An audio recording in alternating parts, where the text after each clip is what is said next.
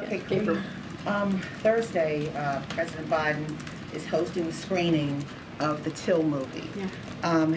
And he signed a historic piece of legislation and made it into law, anti-lynching, the first time ever in this nation for an anti-lynching bill to be signed into law. 67 years after Emmett Till was killed, lynched in Mississippi. But the issue is the mother of Emmett Till sought for justice all of her life. She never received it.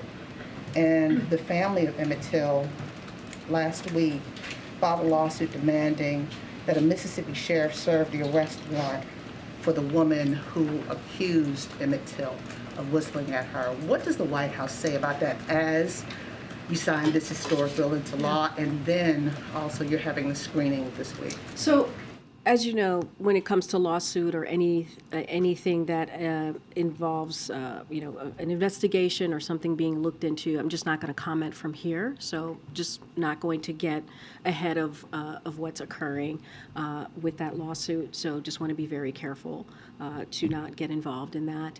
But I think it is Black History Month, as you know. I think the fact that the president is screening Till, the movie, an incredibly powerful movie that tells the life of this young man that was clearly murdered, that we've heard the story of over the past many, many decades, who helped, which his life, the murder of his life helped start the civil rights movement, helped ignite. It was one of the many things that helped ignite the civil rights movement. I think that's important that we're doing this at the White House.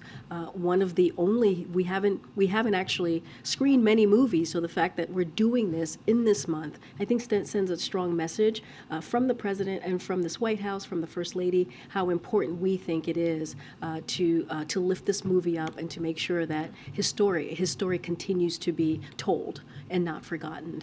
And I think in line with him, with the president signing the lynching bill into law, I think also shows the commitment that this president has.